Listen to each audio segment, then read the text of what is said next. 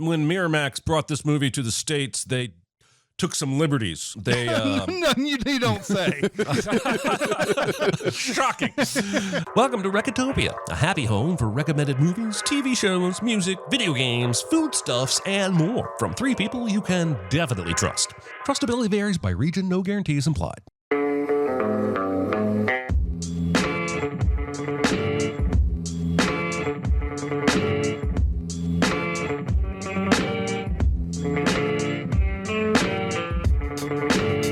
And now, here are your hosts, Chris Atkinson, Jeremy Scott, and Aaron Dicer. Hello, everyone. It's episode 178 of Recotopia. My name is Chris Atkinson, joined by Jeremy Scott. Hello, everybody.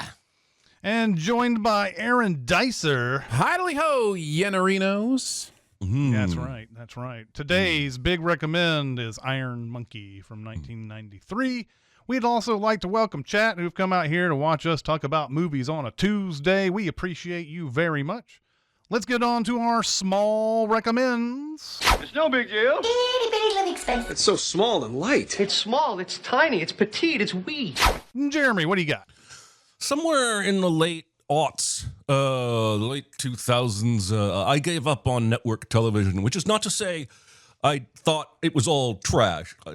I just stopped checking those channels when I was watching television, and I was much more into cable channels, movie channels, etc. And so an entire 22 Emmy-winning sitcom went by me, and I never got to see it. That's called Modern Family. It came out in 2009.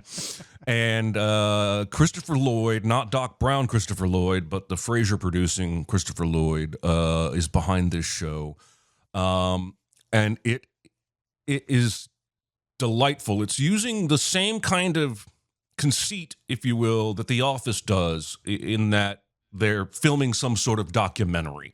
And I'm only through the first season, so it may get explained more in future seasons. But I'm not sure any show but Arrested Development has made me laugh this hard, this consistently, episode in and episode out. I don't know if the quality holds up over all 11 seasons, but it's funny with a capital F and in ways most shows wouldn't even bother with. Like, there are throwaway jokes that kill me. There's one episode where Ty Burrell, who's one of the main characters, is talking to his wife, Julie Bowen, and they'd already had a previous reference to his male cheerleading buddies in college who the football guys were so jealous of them they wouldn't let them join the football team. And then later she makes a reference to your cheerleader buddy Len, and we're moving on. The show is moving on at this point, and Ty Burrell's character says, "Hey, Len was smart. He wasn't a nerd. He built his own helicopter, and if he was alive today," and we cut to something else. So I'm rolling at the fact that his buddy Len died in his own home-built helicopter, and to the show, that's just if you catch that, you catch it and have fun with it. If not, we've got bigger fish to fry. And every episode is full of stuff like that. So again, 90% of you are out there going, well, duh, Jeremy, yeah. But I'm here to confess that I missed a really good show, and I have a feeling this is going to be up there with my very favorites once I'm done. But my wife and I are watching a few episodes every week and just really, really liking it. So if, like me, you'd ever been on the fence, take a shot. It's on Hulu, and it's freaking funny as balls. I watched this when it aired, probably for 4 or 5 seasons, and then at some point, I just decided to drop it from my schedule. I don't think it was that it just fell off that badly or whatever, but like it wasn't a part of my plans anymore or whatever. But I very much enjoyed the first 4 or 5 seasons. I can't remember where I stopped, but I really enjoyed it too. So yeah, and Ty Burrell was basically he had a pretty decent career before this, but like this made him a star. And then he just for a while moved his family into like Wyoming. He left Hollywood altogether because he was happy, and I'm sure making enough money. Yeah, I mean, if you make enough money on this, and then like when it goes into syndication and all that, what else do you need to do? Yeah. So It is never too late, Jeremy. It is never too late to find one of the greatest sitcoms of all time. I've watched every single episode of this as it was airing for every season because it is so much fun. And the mockumentary style makes no sense all the way to the end. Makes not a bit of sense what they are doing following this family for this intense But it allows amount them of time. to wink at the camera and Yeah, of course. break the fourth wall. Yeah, they're yeah. like mini soliloquies in that regard, Yes. right? Like, in soliloquies on stage, they're not really honestly someone just breaking out of their normal routine to come and yell all their thoughts. That's just their inner thoughts and things like that. So like, but yeah, there are some times, especially when you start doing sins type of stuff of this format and everything, you're like, wait a minute, you were down here and then you decided to take the crew up here to have like your inner thoughts broadcast, and then you went back, and did all this other stuff. But yeah, anyway. I love Phil. I mean Ty Burrell, and I love the Dunphy family. I love the Dunphy kids. But I think Mitchell and Cam are some of the stuff that they do. Some of the back and forth that they have. They are so perfect in those roles. Eric Stonestreet was a revelation to me in this show. Yeah, he's great. so good. And really enjoy it. Plus, there's opportunity for others to come play. Like, Adam Devine shows up for a couple seasons, and he's hilarious there for a long time. Fred Willard, I don't know if he showed up for you yet, Jeremy, but Fred Willard comes on the show for a cup of coffee and has a blast. Steve Zahn, Mira Sorvino, just lots of people dropping by to have fun with his family. So yeah, it's good stuff. Awesome. Eric Stonestreet, by the way, is the dude in Almost Famous who, when gets the phone call or whatever and gives it to the kid, he's like, your mom just called. She freaked me out. That's it. That's Eric Stonestreet in Almost Famous. I did not know that. Yeah. It's good stuff. Good stuff. What do you got, Aaron? New movie called Caught Stealing. This is the new Aronofsky movie. Darren Aronofsky has always interested me, even when I'm not high on his films.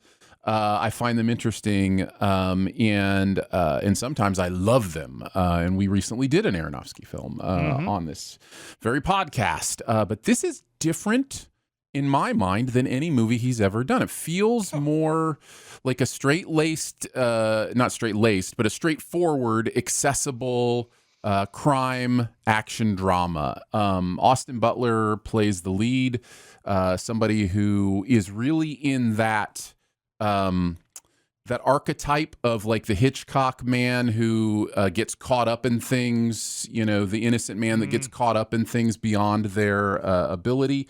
It plays with themes of regret, redemption, and how to heal through that character. Zoe Kravitz plays his love interest in the movie, and she is great.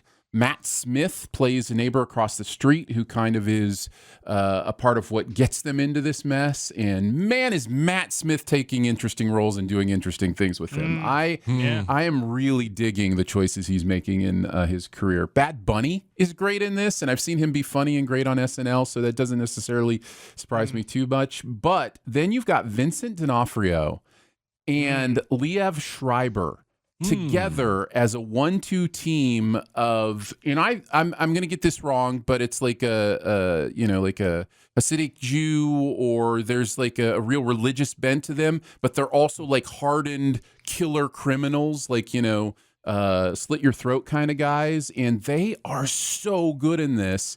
Man, I loved this movie. I had so much fun. This sounds more like a Guy Ritchie movie than an Aronofsky film. It is kind of, you know what? It kind of feels like Aronofsky, doing a Guy Ritchie kind of thing. Huh. Yeah. I got to ask you, did they use the song from Jane's Addiction, Been Caught Stealing, in this movie anywhere? Because if not, it's a real missed opportunity. I'm not great at pulling that stuff out, so I don't remember. I would almost guess not. I feel like Darren Aronofsky would. That's a little too on the head for him. Yeah, I feel like he would do that. But that's a pairing right there: Vincent D'Onofrio and Liev Schreiber. I think that's perfect. They're so good together. I highly recommend this. It's a lot of fun. I think you're going to have a good time. And having just recently seen After Hours, it's always fun to see older Griffin Dunn show up in something and do stuff. So yeah, it's good. Check it out. I saw trailers for this and I wanted to see it, but I was a little I don't know. I was a little taken. I don't know what the word am I trying to come up with here. I was shied away from it basically by some of the reviews that I've been seeing on it and everything. Is this being well reviewed? Do you know? It seems like it's. I don't know, honestly. I'd have to look it up. I mean, I guess I've got it up here. I don't know if I have the Rotten Tomatoes. 84. Oh, it's 84. Yeah. 7.3 on IMDb. Yeah, 84. Yeah. And the people, what about the people? What are they saying? According to Google users, 92% liked this movie. No. So, but it always kills me, man. Some of these movies that have that kind of high rating between everybody, then they end up being like 4th place at the box office and everything. Like Jaws over the weekend was like the 2nd place movie. Yeah. The re-release of Jaws. Well, and Netflix throws K-pop Demon Hunters into theaters for one weekend, and it like comes out number 1 or whatever. You know what I mean? Like it's just that's how it is. I'm afraid to even go there, man. I feel like that's a cultural tipping point for me. Like I need to accept that I'm old. You know? I loved it. I thought it was so good, but you know, dang. All right. My small recommend is a documentary called "The Kid Stays in the Picture." It's based on the autobiography by Robert Evans, producer Robert Evans. I'd seen this movie before. I went to a movie night where this was one of the movies, and I've read this book too. Very interesting read and watch if you ever have time to do that. Just a little slice of movie history. But Robert Evans was a wannabe actor who had given up on acting and then was discovered by somebody in just waiting around in a pool one day who said you would be a great actor or a great look for my old husband Irving Thalberg, the old producer. And so like he got 2 parts in 1 year basically doing nothing and wasn't even looking for it. And then he just realized that he didn't really want to do this acting thing. He wanted to be the guy. The reason why this title is the way it is that he was in he was going to act in this one movie, and all the actors who were going to act with him didn't want to act with him in the movie and signed this thing saying, this is not going to be a success if Robert Evans is the lead. But then the producer got on set, and Robert Evans did a scene, and the guy goes, "The kid stays in the picture," and then he just left. But Robert Evans says, you know, after that moment, I realized I wanted to be in the industry, but I wanted to be the guy who says the kid stays in the picture. I wanted to be that guy, and so it shows him. It's him narrating basically his own autobiography through all this thing. Now, you have to take a lot of things that he says in here with a grain of salt because this is a Hollywood producer talking about his own life and everything. And who knows exactly if all this stuff went down exactly as it did. But eventually he gets on to Paramount where he is there during the time Love Story comes out and The Godfather comes out. And he's become like this big producer, and he wants to he wants to make his own movies because his deal at Paramount doesn't pay him nearly as much as that, you know, Paramount is getting for all these movie projects that he's coming up with and everything. But one of the funniest stories in there is about how during The Godfather, they're going to see the dailies on this movie, and Francis Ford Coppola comes in. They had hired him based off of nothing. Basically, he was the only Italian American director they knew. And that's the reason why they hired him. And the movies he had done before this did not show a guy who was capable of making The Godfather. And so he came in with this movie. The original cut of The Godfather that they came in to watch on the dailies was 2 hours and 10 minutes long.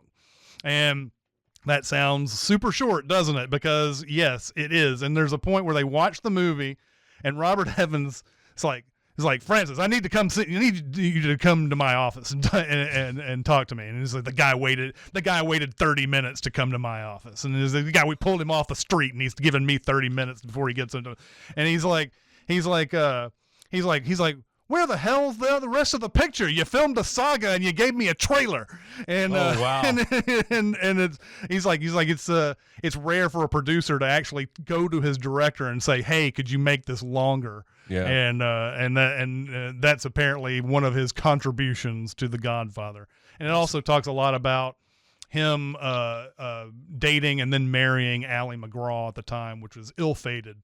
Because Ally McGraw ended up shooting The Getaway with Steve McQueen, and they had a big, huge affair during all of that. But this is a really good. It's a different kind of documentary because it's basically just a bunch of pictures and stuff, while Robert Evans talks in that voice, that producer, that Hollywood producer voice, all the way through it and everything. And he's got some really interesting turns of phrase in the movie and everything, but it's well worth your time, especially if you want to just like learn a few things about movie history, especially during an era where some of the greatest movies were getting made and everything. So there you go.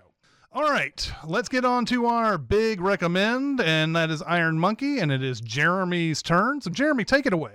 I'm fine. It's just that you're so big. It's so huge. It's a good rule, but this is bigger than rules. It's bigger on the inside. Is it? I noticed. All right, we're going to start with an asterisk. When Miramax brought this movie to the States, they took some liberties. They you don't say. Shocking.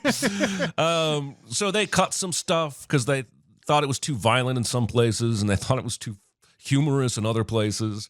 And they rewrote a lot of the subtitles. But that is the version that is most accessible to anyone living in the U.S. I don't own the original foreign English subtitled version. Yeah, but that is apparently the better version. They also wrote a new score. But the version that was available to all of our listeners, the version that I watched, that I'm going to recap now, is the version that Miramax altered when they brought it to the States. All right? Yep. So, Iron Monkey is a Yin Wu Ping martial arts film set in 1858, and I'm going to stop right there and tell you, yes, I'm going to butcher a lot of these names, and I'm going to still give it a valiant effort. Where the Chinese countryside is being ravaged by warlords and terrible flooding.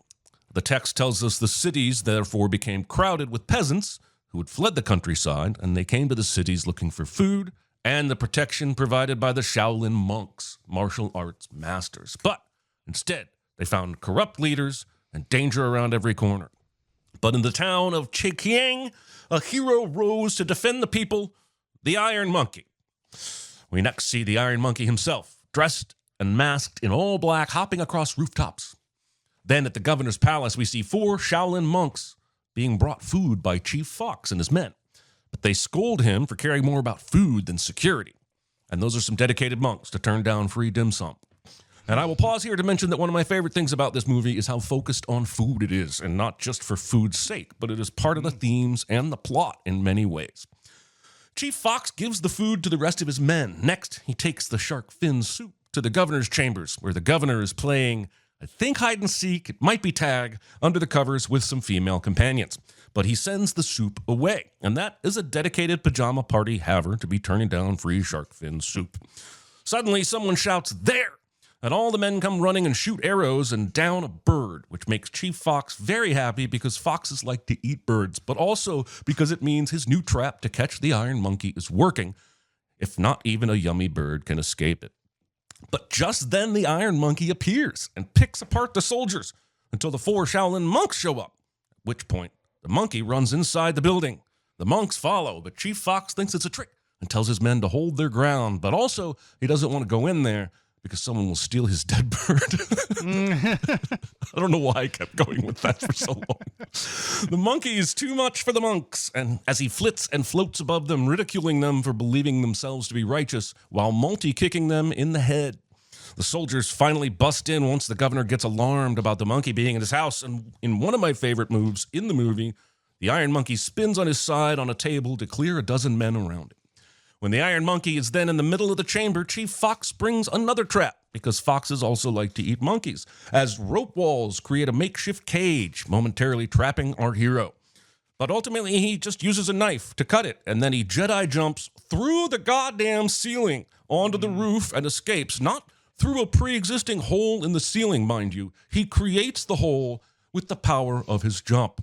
In the aftermath, the governor goes to examine his special trinkets when Chief Fox interrupts him, and the governor spots what he thinks is remnants of his shark fin soup on the chief's face and slaps him and docks his pay and the pay of his men. When a soldier walks in that is suspiciously hiding his face and says that the Iron Monkey got away, Chief Fox approaches him. But then it turns out to be the Iron Monkey. He sweep kicks Chief Fox, steals the governor's special trinkets, and leaves through the same hole he just created a moment ago. The monkey leaves behind a knifed letter thanking the governor for the donation to the refugees and tells him to open the storehouses and give more food to the peasants, or you'll see more of me. The next day, Chief Fox meets with two shady guys that want to open a brothel, and they give a gift for the governor, but Chief Fox doesn't accept it because he's afraid the Iron Monkey might steal it. Next, we meet Dr. Yang, who could not possibly be more obviously the Iron Monkey if he tried, but I don't think the movie is trying to hide that. Anyway, he's treating two patients at once and even writes their prescriptions at the same time, one with each hand. He charges the rich patient, but not the poor patient, which pisses off the rich patient because the rich like to eat the poor, and also they hate to see anyone being given anything for free. Chief Fox comes to visit Dr. Yang, and we learn that they're kind of friendly. Miss Orchid enters, and it's clear she's a manic pixie kung fu nurse because these dreamlike chords start playing when she enters, and everyone adores her. As she feeds the sick patients, Dr. Yang treats Fox for his injuries from the previous night fighting, until the brothel bros come in, looking for women they can kidnap to serve as hookers in their brothel. But Chief Fox stands up to them. They bribe him with gold, which he takes, but then he has them arrested. Later that night, as Dr. Yang and Miss Orchid close the front of the clinic by placing tall wooden boards next to one another, creating a fence that isn't connected to any other parts of itself, I gotta say, I expected 1858 home security in China to be a little better than this. Anyway, some wind blows and tosses papers into the air, which allows them to have a little kung fu ballet of paper retrieval in a scene that is designed to show us their bond, but also foreshadow that Miss Orchid might just be a martial arts badass herself. And in another one of my favorite moves in this movie, a single last falling paper before him, Dr. Yang whips the base of his robe, creating the perfect little mini breeze to neatly land that paper on the stack in his hand. Next, we see the Iron Monkey deliver bags of gold to several groups of peasants around the city before he sees Miss Orchid on the roof dressed in all black like him, and she's come to join him in his vigilante ways. The next day, the governor gets a letter from the capital telling him the royal minister is coming to the city. So he orders troops to arrest anyone that could be the Iron Monkey. So they start arresting people jumping, people selling monkey powder, people scratching their face, and this is when we get introduced to two more important characters, Wong Kei-ying and his son, Wong Fei-hong. Wong Kei-ying is also a physician, but also a renowned martial arts expert. We see that he is a tough father, rebuking his son for behaving too young and insisting the boy recite his medicinal cure tables. Wong Fei-hong, the boy, sees a bully mistreating some kids and shoots a rock at him, which leads to a fight where Wong Kei-ying uses an umbrella in a violent enough fashion to inspire Matthew Vaughn 20-some years later, and yes, that is a Colin Firth Kingsman's reference. Wong Kei-ying and his son are arrested by guards who think he could be the Iron Monkey. All the suspected monkeys are then brought before the governor in what I'm just going to call the throne room. It seems like he's on a throne. This is a setting that features prominently in the movie. I'm just going to go with throne room. But before the governor can literally brand Wong Fei-hong in the arm, the real Iron Monkey appears, and Wong Kei-ying fights him, believing his vigilantism to be wrong. They fight to a draw before the monkey escapes, but not before the Iron Monkey calls the governor a disgrace and slashes off one of his eyebrows. The governor is impressed with Wong Kei-ying and basically decides to hold his son hostage and force him to hunt and apprehend the Iron Monkey. He gives him 7 days. Dejected, Wong Kei-ying wanders the city looking for food, but finds the business owners angry at him for fighting the Iron Monkey. And I don't know how word spreads this fast in an age before photographs, but I digress. He ends up on the steps outside of Dr. Yang's clinic, dejected, until Miss Orchid takes pity on him and invites him in for dinner. He's so hungry he starts eating the veggies while she's still cooking, and has a reaction to the special local hot peppers, not unlike the reaction I had to the lowest heat level of hot chicken at Bolton's in Nashville back in 2014. He then volunteers to help cook and does a little cook fu before Dr. Yang arrives and does one of the coolest things I've ever seen done with a sharp blade and a chunk of dough. What he actually does is he slices the dough as he moves away from the hot wok, with each newly cut long noodle landing directly in the wok. At dinner, Wong Kei-ying tells the two about the situation with the Iron Monkey and his son's imprisonment. He thanks them for the meal and abruptly leaves. The next day, Dr. Yang and Miss Orchid go to visit the child, and Chief Fox decides to let him leave the prison because he's sick and go into Dr. Yang's care at the clinic. Later that night, Wong Kei-ying is out on the rooftop searching for the Iron Monkey, but across the way, inexplicably, Chief Fox is sitting on the roof having soup and beckons the man to come share a snack, and he does. The scene is important because it allows Chief Fox to tell him that he's going to look out for his son, which gives Wong Kei-ying a bit of peace before suddenly a band of thugs with a wrapped-up person scurry by on a nearby roof, and I really did not realize how much roofs in 1858 China doubled as roads. Anyway, he goes after them, thinking one of them might be the Iron Monkey.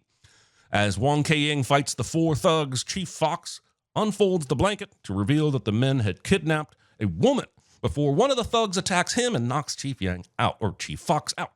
Wong Kei-ying recognizes that his opponents are using Shaolin Kung Fu, but they refuse to answer him. They attack with knives, and he uses only his shoulder to take one of them out. He demasks one of them and realizes they are or used to be monks. And then, my dear friends, comes my single favorite moment in the entire film, as Wong Kei-ying draws a literal line in the sand with his right foot before deploying his shadow kick technique against the next assailant, kicking him in the face easily 10 times inside of 2 seconds. At this point, I traditionally rewind the movie and watch that kick over and over again before moving on. He dispatches the rest of the group before they all run at the arrival of the next boss level up, a woman I call the Grabber, who is a step-up Shaolin monk warrior with iron hands. Not literally iron, but in Kung Fu, you typically strengthen the part of your body and call it iron something. I didn't make it up. It's a real thing. Anyway, the Grabber absolutely hates the scaffolding in this place and starts ripping it apart to throw and kick at Wong Kei-ying. When she deploys Super Eagle's Claw, he recognizes that she's a student of the Shaolin trader Hin Hung. She replies that the Shaolin are now aligned with the royal minister. As the entire scaffolding collapses above them, both combatants jump out to opposite sides, and for tonight, the fight is a draw. Back at Dr. Yang's, he and Miss Orchid treat Wong Fei-hong's illness, and one night while putting him to sleep, he drearily says, "I know who you are," which gives them both pause, but then really doesn't ever come back into play. Then Miss Orchid has a memory that has entirely too much blue filter laid over it to signify that it's a flashback. Like, oh my God, levels of blue. But it's her giving birth to a stillborn baby only to have Dr. Yang redeem her debt to her owners and rescue her. In the next scene, the royal minister arrives at the governor's mansion, though eagle-eyed viewers will quickly realize this is just Dr. Yang and Miss Orchid in disguise. It is also weird that anyone would think the royal minister would travel with just a single assistant, though they do flash the royal fan, which is apparently a literal fan owned by the royal minister and not the last surviving fan of the Kansas City Royals. Whatever, the point is that the pair of heroes bluff their way through this encounter, including an ingenious bit where they have planted a note from the Iron Monkey into the briefcase to explain the missing official seal and order Chief Fox to beat on the governor. And they end up leaving with a ton of bribery money and order the governor to open the storehouses and feed the people. Back at Dr. Yang's, Wong Fei-hong wakes up, finds, I think, his dad's umbrella, and not so stealthily steals a vase and then leaves Miss Orchid an apology letter saying he's going to go sell the pills to find his father. He goes into the street and starts selling the pills, but the bullies his father beat up earlier arrive, and a wonderful little fight happens where we see that Wong Fei-hong is pretty damn good with the kicking and umbrella fighting himself. This is a super charming little action sequence, but we have not even begun to see what this little dude can do, even though he's actually being played by a girl. But then the bully's boss shows up, and the fight gets a little more serious, and it's clear that the kid is outmatched in raw power, but he uses his wits and his size to his advantage for a while. Just as he's about to get beat, Miss Orchid shows up and knocks out the bad guy with a rock, and they escape. Next, the real royal minister arrives and immediately takes over the throne room and summons the governor, who of course does not believe this is the real royal minister since he has already visited. But he is quickly corrected and ordered to bring some chicken and shark fin soup for the royal minister to eat. And I've never had shark fin soup. It sounds disgusting to me, but apparently it is a delicacy. Next, Wong Fei-hong watches Dr. Yang doing drills with a staff and then takes his turn doing it. He's a quick learner. Then his father arrives and immediately scolds him for his appearance, but then grabs his hand as they walk, after having earlier shaken Fei Hong's hand off when the child tried to grab his. At dinner, they play a robust game of duck, duck, refuse, where Wong Kei-ying doesn't want his child to eat the roast duck, even though there's a doctor right there telling him the boy needs protein, until finally, Fei Hong is allowed to eat the damn thing. Later that night, we see the governor in drab clothes in the streets, having been sent packing by the royal minister. I'm not even sure we ever see him again. Somewhere nearby, a woman cries because she can't bury her husband. Iron Monkey shows up to give her money for a burial, only for her to turn out to be the grabber. And the dead husband is actually her accomplice, a man I shall call Johnny Two Swords. This was all a trap. They give him more trouble than the usual thugs, but it's still pretty clear Iron Monkey is better than them. But just as he's leaving and insulting them, their boss jumps through the wall, and it's the royal minister. And he gets the monkey off their back by doing the Buddha's paw move on the monkey's back. Iron Monkey tries to retreat, but the royal minister follows, telling him he only has 30 minutes before the poison will kill him.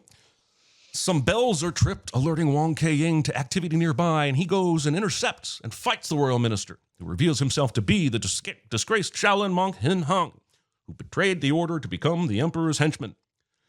Kei-ying tries the shadow kick trick again, but this time his opponent is too good and blocks every kick.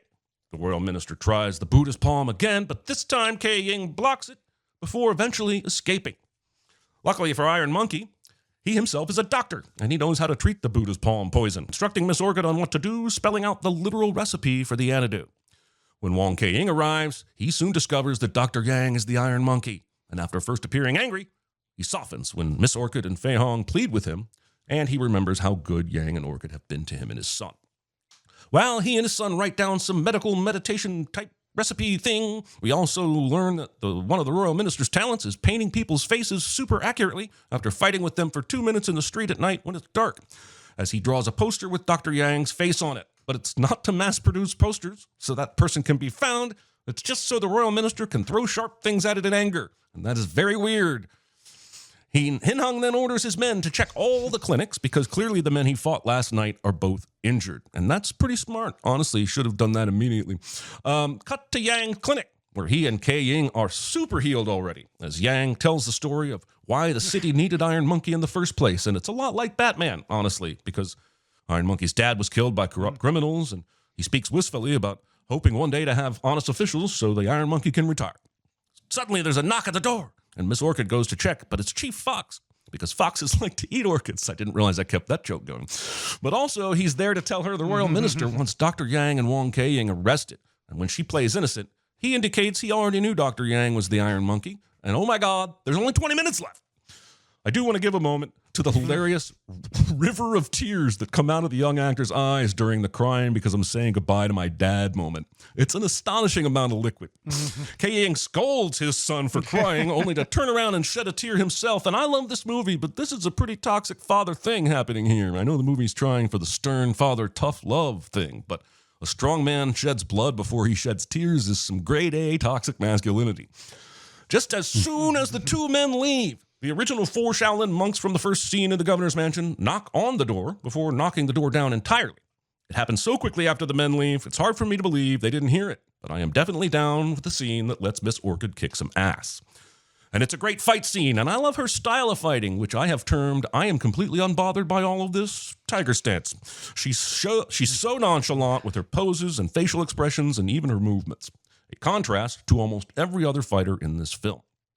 Then one of the monks uses a sleeping powder on her, which I have to believe is a party foul in the land of Kung Fu, something that is generally considered unsportsmanlike, kind of like biting in boxing or bunting in baseball. Anyway, the powder works, and these assholes are about to do evil shit to this lovely woman when thankfully Wong Fei Hong decides to step in, and this is probably my second favorite scene in the entire movie. The actor just nails the moves, the line delivery, and the faces. It's just a delightful scene to watch the staff weapon drills from earlier come back into play in an actual fight, which also shows how rapidly Fei Hong adapted and improved his fighting. And it should be noted that Wong Fei Hong is the more famous of he and his father in real Chinese lore, and he's considered a folk hero. And they even made the movie Once Upon a Time in China before this about him as an adult, and that was Jet Li playing him.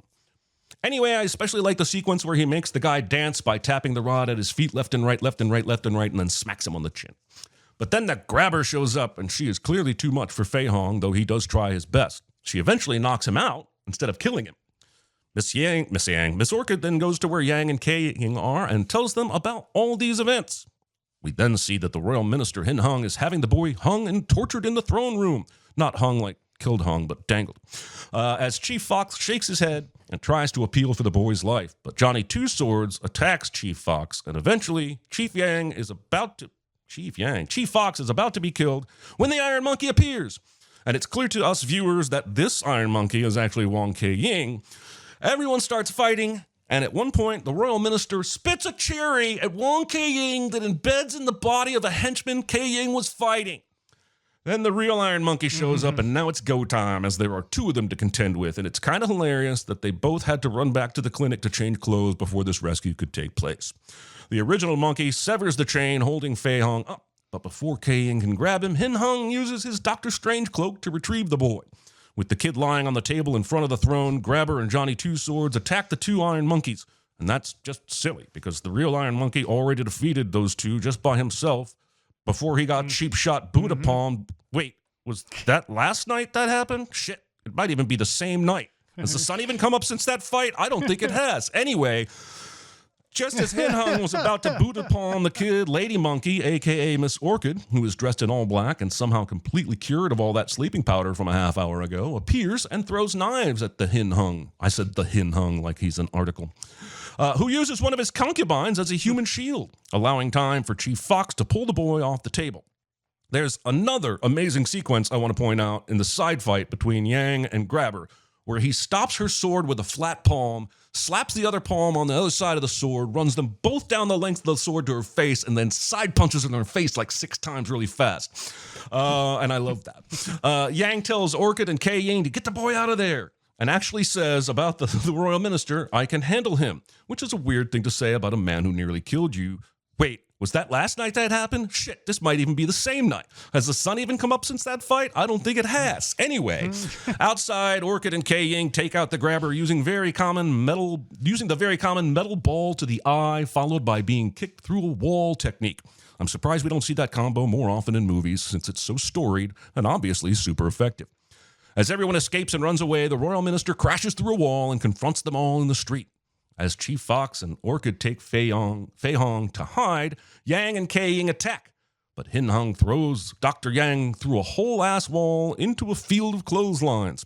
It's clear Hin Hung is stronger than both of them, but they persist, even as the fighting causes a massive fire to break out, causing all 3 combatants to jump up to the tops of the burning city block full of blankets and clotheslines on fire, with the fighters having to balance on the tops of wooden beams that are themselves also on fire. Also, they didn't actually take Fei Hong to hide. They're standing right outside watching this fight, and it makes my head hurt. Regardless, I love the final fight. I love how everyone holds themselves up, defying gravity with forearm strength or toe strength. I love how the heroes keep nonchalantly tapping on their on-fire clothing to put the fires out. I love the luck. I love the fire, which helps the fighting surface be even more dangerous than just being balancing on sticks. I love them balancing on the broken top of the pole after it breaks off. I love the sweat on everyone's face from the heat. And I love the trapeze on the shoulders landing. And them being tossed staves to vault out of the fire while the royal minister burns. I love it all. Fight me. Days later at the train station, Chief Fox shows up to say goodbye to Fei Hong and Wong Kei-ying. As the new governor arrives, they all share hopes for the future and say their goodbyes. And Kei-ying grabs Fei Hong's hand as they walk away. And the end title card tells us that, holy shit, Dr. Yang and Miss Orchid were lovers after all, or became lovers later. I don't know. Another title card says Fei Hong grew up to be one of China's greatest heroes who helped lead the rebellion against the Qing dynasty. And that, my friends, is the Iron Monkey. What did you guys think? I can't remember if I had seen this movie before, but I did have it on Blu-ray. It is the American Blu-ray, so it is the same version that you saw. But it was pretty clear once I saw Miramax on this, there was a reason why, and this is before we all knew what a monster Harvey Weinstein was later on, but he was a monster in another way, and that he was called Harvey Scissorhands, and he would always cut things down for whatever reason, for whatever stupid reason he was thinking of, and whatever. But it was pretty apparent from the get-go that this was cut.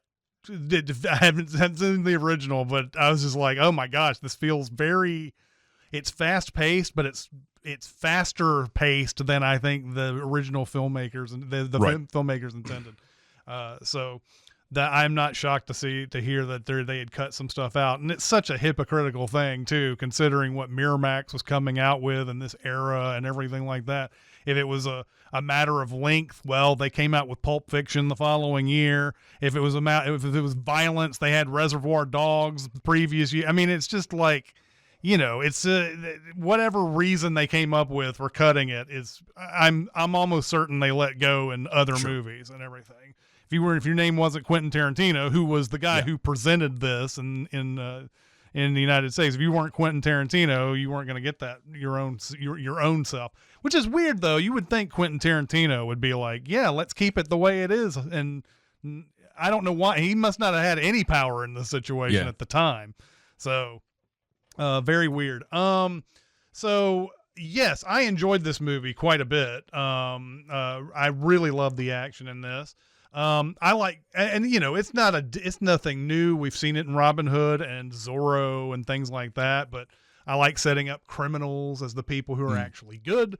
And, and that, what clearly defines law doesn't necessarily mean good or moral, especially in this case where everybody's corrupt. Everybody in power is corrupt.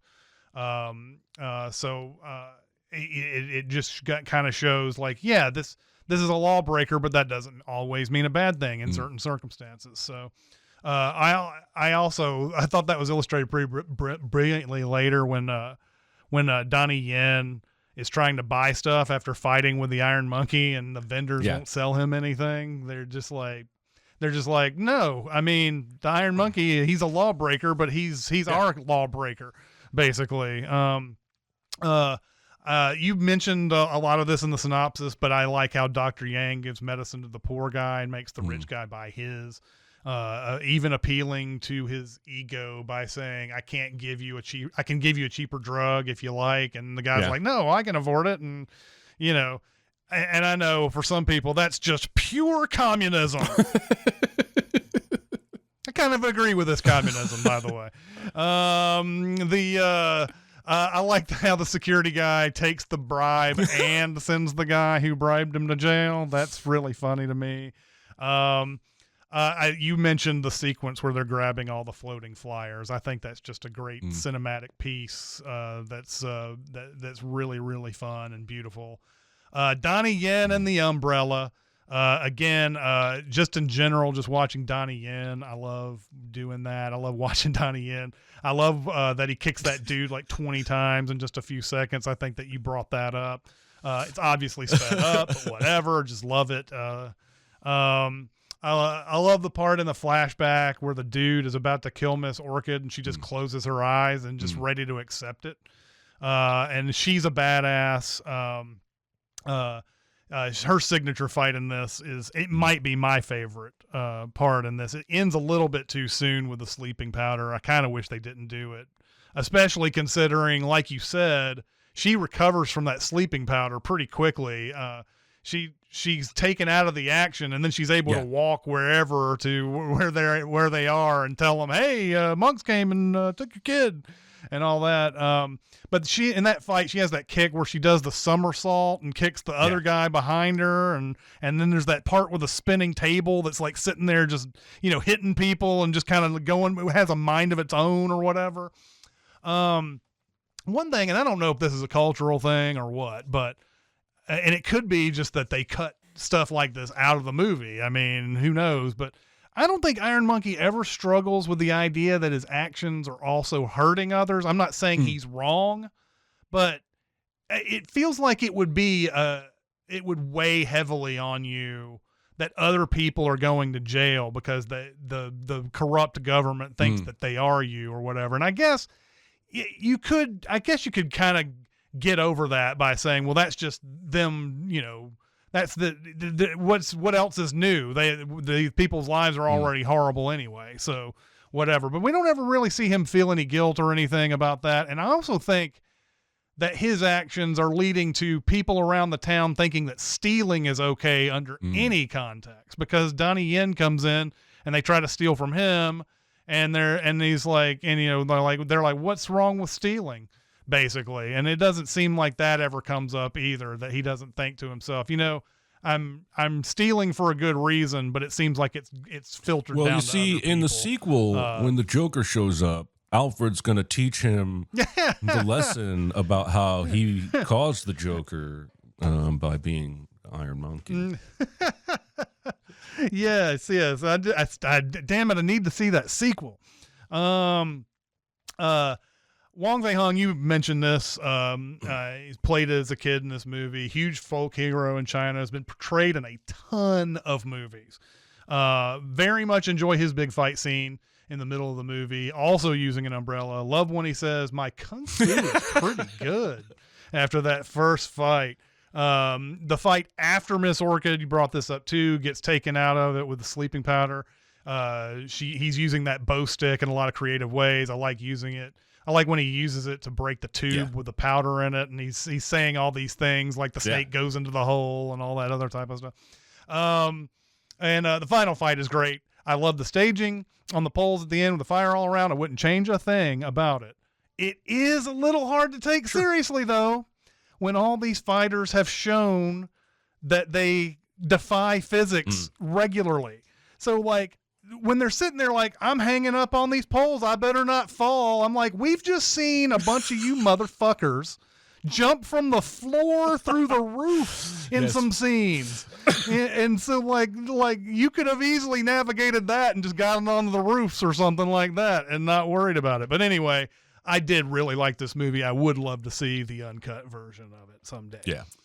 Well, I'll start there then, because I think I did see the uncut version. I just found last night when I was doing some research, I was like, oh, there's two versions. I wonder which one I watched. And the main thing that I saw was running time was about 5 minutes different, and that the uncut version doesn't have the Quentin Tarantino presents at the front of it or whatever. And the version I watched was longer, was 5 minutes longer, and it doesn't have that Quentin Tarantino thing. So it's quite possible I watched a different version than you. Again, that is just based on my little bit of sleuthing last night as I was trying to figure out what I watched. And I will say this, the movie I watched was hilarious. Like, it was Looney Tunes hilarious throughout most of it, through sound effects and just a lot of the stuff that was happening.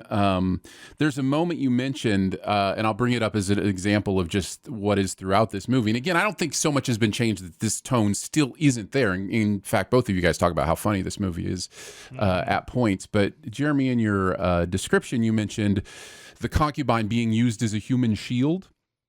She goes on to be used as a weapon. Like, he throws that concubine at him, and then she's kicked back to him. Yeah, and in this version, she comically gets kicked off the screen. Yes, it's very hilarious. But that doesn't come back into play at all. Like, I don't think that, Jeremy, that doesn't happen in our version, does it? No. Okay, well, there you go. Because once she gets kicked off the screen, it's hilarious because it's the way it's presented. But there's nothing else after that. And I'm sitting there going, how can you cut something that brilliant out of a movie? It's so funny, and the movie is full of that kind of stuff. It also, my understanding is, it is often the original version was much more what they call undercranked, like a lot of sped up martial arts action and during different moments. And they actually slowed some of that down in the editing, although there's still a couple, from what it sounds like you guys were saying, moments that are sped up in that way. But I don't know. It was one of those experiences for me where, well, I'll just say this. Martial arts movies haven't been my favorite kinds of movies, and some of that has to do with violence, whatever. But Jackie Chan I love, and it was always the sense of humor. It was always the understanding of how silly, how ridiculous all this stuff can be and how fun it can be. And that's what this movie is. It is ridiculous. It is fun. The guy uses his sleeve as some sort of solid weapon that just expands against the laws of, like, he breaks a wall with the end of his sleeve ribbon. I don't know, like, what's going on half the time here. I got iron sleeves. Must be. Exactly. I think my favorite scene is the papers, recapturing the papers between the two of them. I think it's really beautiful and interesting and fun. But there's a lot of really fun, innovative, ways to play with props and different things within fights. I had a blast watching this movie. You guys mentioned most of the other stuff I have here. One of my favorite lines was "Fight poison with poison." What a brilliant doctor! How did nobody else think of fighting poison with poison? Makes so double the poison. That works. I never would have thought of that. He says. Well, in the chat, I'm noticing a thing about the dubbing, and that's the other thing about this version that I'm sure the same thing happened for Jeremy's version. They are doing a different dub of, even though it's in Mandarin or Cantonese, I can't remember which if they use both or what, but when it's clear that their mouths don't match up with the actual, interesting, and they're speaking the actual language, so it's not like a bad English dub or whatever. It's just so like in your version, everything was good. Oh, they were and clearly okay? saying, I didn't sense anything was dubbed.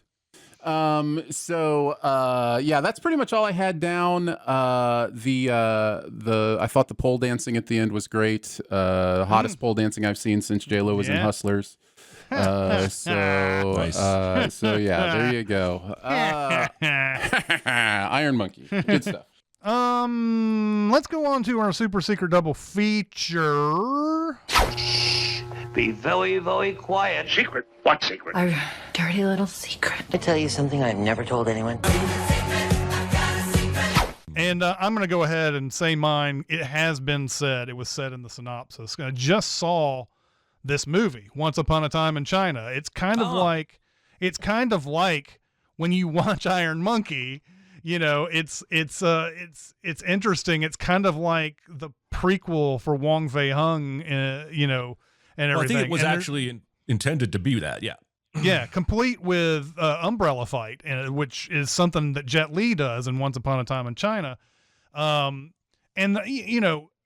think a lot of these filmmakers have made Wong Fei-hung movies. I'm pretty sure that Ying Wo-ping did Drunken Master was Jackie Chan as that character, but Shui Hark, the TSUI Hark, I think it's like Shui, something like that, who unfortunately, like a lot of people who came from Hong Kong over to here, tried to make American movies, faced the same challenges as everybody else did. John Woo may have been the only one who really got a few good movies out. And everybody else, like stars and directors, were always getting pigeonholed in these one things. Shui Hark did the movie Double Team, the Dennis Rodman, Jean-Claude Van Damme movie that was awful. And he did another Jean-Claude Van Damme movie after that. But Shui Hark was the producer and writer of this film, and he also directed and wrote Once Upon a Time in China. So there's a lot of like parallels between those two movies, obviously. So it was hard for me to go against that. There's plenty others, obviously, that can go along. Well, that's a good call. Yeah. I went with one that has also been passingly mentioned. Like you have said, there are many different versions of this kind of character, and most cultures have a version of this character who is a person of the people breaking the law to help the people, whether it be Robin Hood or the one I went with, which is Mask of Zorro. I think is a good double feature here. A lot of the same feel, a lot of the same, pretending to be who you're not, and interacting with the people in both forms of who you are. Mask of Zorro is my double feature. And I also considered at one time Batman, but then it was like which Batman? Maybe Batman Begins probably goes along with this one more than any other one, but there was a thought of maybe putting Batman in this, but yeah. Anyway, I think that's a really good choice. Those are both good choices. All right. So what's we got next week's homework, and it's Aaron's turn. So what are we doing next week, Aaron? I would like to tell you about a woman named Ellen Huer. Ellen Huer is a Foley artist. She has done almost 400 movies, 396 movies, starting with Annie in 1982 all the way up to the present day. She is a writer, a stand-up comedian, and a Foley artist. She has done Foley work on such movies as Iron Monkey and movies. What did we talk about last week? It slipped my brain. Broadcast News? Broadcast News. She did Broadcast News. She did Iron Monkey. And she is the connection this week to The Fifth Element. She also did Foley work on The Fifth Element. So Fifth Element Nice. will be I thought you were giving us a documentary about a Foley artist. Yeah, me too. It's crazy the amount of movies she has done. So I thought I'd bring her name up. It's amazing what the IMDb collaboration search will bring up. So yeah. Well, this This appears to be movie on is- Tubi. Go ahead, Chris. This movie's batshit. It is. And it's the good kind of batshit, but it's batshit. Yeah, it is. It is Luc Besson before Luc Besson went full Luc Besson. In some other movies. I don't know. I always considered this full Luc Besson. This is pretty maximum Luc Besson, man. All right, fair enough. Fair enough. Yeah, I considered this about as full Luc Besson as it gets. But I mean, if we're talking yeah. about his directorial style, yes. Yeah. We're talking Yeah. about him being a creep. It probably started earlier. Yeah. But I'm looking forward to watching this one again. It's been a second since I've seen The Fifth Element, probably since we seen the movie. But yeah, I'm looking forward to this. This is prime Bruce Willis too, and Gary Oldman's fantastic in it. Yep. Good stuff. All right. That is going to do it for this week. Chat, once again, thank you so much for coming out here today. We appreciate you very much. Next week's movie is The Fifth Element, and we will see you next time. See ya. Bye, guys. Bye, everybody. Bye.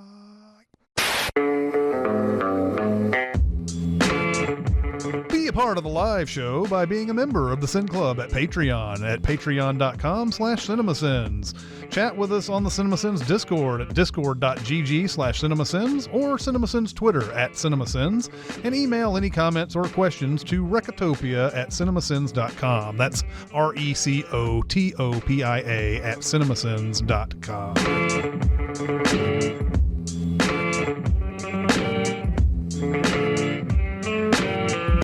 I'm doing all right. I'm in the middle of fantasy football draft season and all the things that entails. It's just, I don't know. It's maddening sometimes. I go into these drafts going, all right, here's some guys that I want.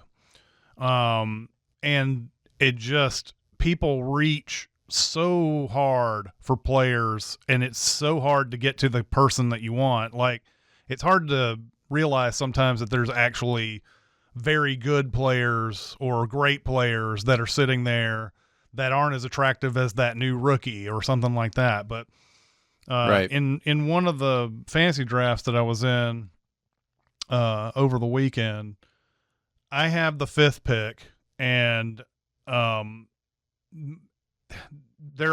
want to get a running back because I've got the running back hungry league that it's a standard league, so it's not one of those things where you get points per reception or anything like that. So running backs are very highly valued. So you want to get one of those good ones, one of those good rookie ones, because after that the pickings start getting a little slim. And I don't know, I'm always snake bitten that league in what position that I draft, because it's like I had the 5th pick and I'm sitting there going, okay, either Ashton Genty, Trevion Henderson, or Amarian Hampton, get one of those guys. And I knew that there was a really good chance that I was not going to get any of those guys, because that's just the way that league is. They just go after running backs like crazy. And I always have a question to myself: do I want to go after a running back that I will be solid, but is not the guy that I'm looking for? or do I go after another position? And I decided I was either going to try to pick up Jalen Hurts or I was going to get George Kittle at the 5th if all those 3 running backs went off. And then so the draft goes almost immediately exactly how I think it's going to go. First guy gets Ashton Genty. The second guy gets Marion Hampton. Then the next guy picks Puka Nacua. Okay. This is a keeper league, by the way. It's a, so like the reason why these guys are going first is not because, they just prize these rookie running backs over Christian McCaffrey or Jahmyr Gibbs or something like that, because those guys are already gone. But the next guy, the guy just before me, gets up, and I'm like, okay, if he's going to get Trevion Henderson, he'll just snap him right up. And he waits. It's like there's a 2-minute time limit. It goes into the seconds. It's like 50, 40 seconds. I'm like, what is he going to get? Like, there's several good players he could get here. Is he going to skip over Trevion Henderson? And no, just there it is. He snaps him up. And I'm like looking at this running back crew that's left over in this thing, and I'm like,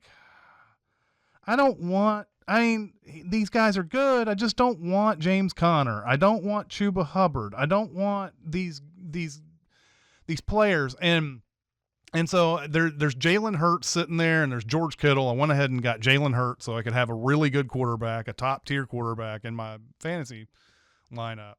And then the other part of it was I had Chuba Hubbard last year.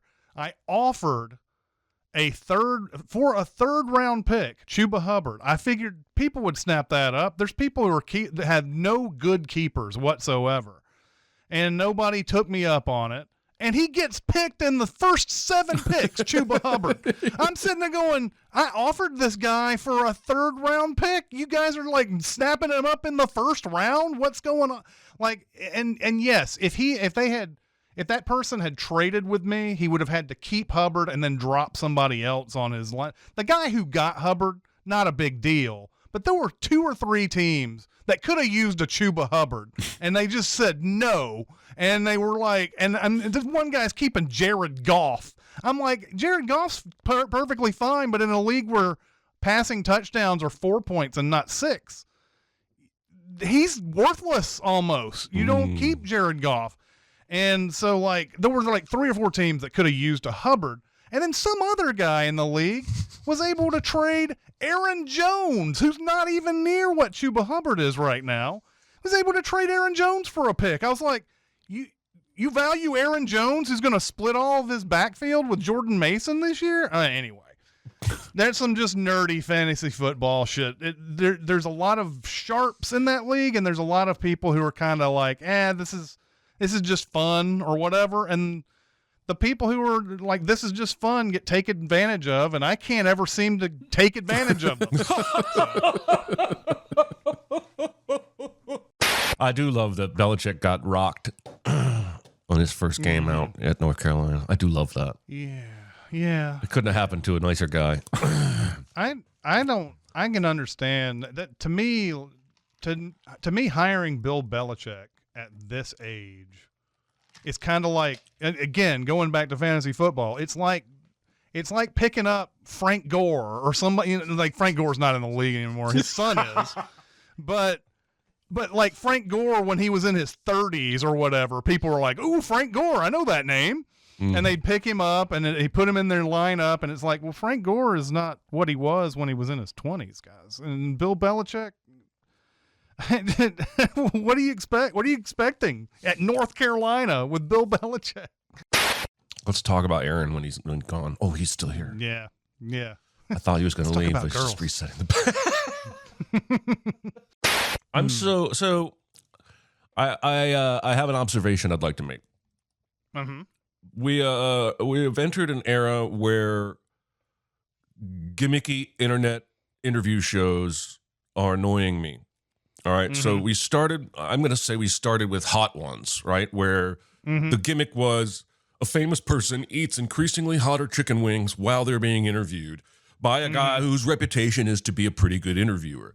Right. And I'm fine with that. There have been some very entertaining clips of that show that I've seen, particularly Conan O'Brien, who went for it with gusto. So then another one I've seen crop up in the last year or two is the chicken shack chat or chicken shop girl. It's a blonde girl. She's very flirty with everybody she interviews, and they're in a chicken shop eating Okay. chicken. I have not seen this. So last week I saw a new one, and I actually got angry because it was James Gunn and somebody else from Superman, and they're lying in coffins, back to back, interviewing each other, and the series is called Grave Conversations. Okay. And I went on a 30-minute rant to my wife about that. That's not even a good pun. Like, if you want Grave Conversations to be the name of your interview show, go to a cemetery. Yeah. Not on a half-open coffin. Like, so we've gone from hot ones, which is actually, I used to joke that I should do sour ones, right? And just feed celebrities sour shit and make faces. It'd be the same thing, but at least hot ones was original. It was the first one to come along. And now we're like, oh, here's a word that's punny with this other word, and we can put them in this situation and give them cue cards to talk to each other. And now it's like on the regular PR cycle, like hot ones is. It annoys me. Oh, yeah. I had a segment brewing when I was doing a show, and the celebrity topic of conversation would be that T-shirt that you just couldn't let go of, your favorite T-shirt, from childhood or adolescence or college or whatever. And the segment was going to be called "Shirt Happens." And it just never got off the ground. But that's still a lot. That's so much better, though. That's like, I mean, I'm not surprised that you would have something better in your pocket than Grave Conversation. Let's put them in coffins, okay? That'll be weird. It'll be weird because they're sitting in a coffin. We have shallow grave conversations where it's like the conversations that we have are really shallow, or it's just a whole podcast about the movie Shallow Grave. Or you're in a dug, unused grave. You're in an actual grave hole having a shallow conversation about something like your favorite soft drink flavors. Right. Like, and the consequences of fame and like people recognizing you on the street and stuff. Conan kind of, I feel like Conan almost destroyed Hot Ones with how good he was on that. He was so, I've never seen anyone that gung-ho, and it was clear he was suffering, but he was not going to stop the act. He was just going to keep powering through. It's one of my favorite things about him is that he commits to the bit so hard.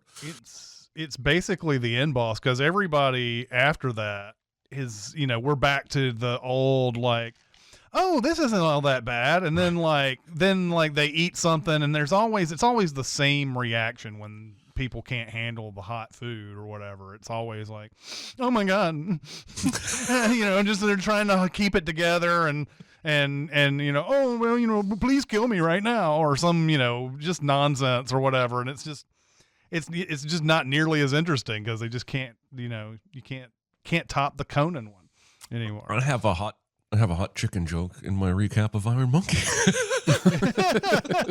Very well.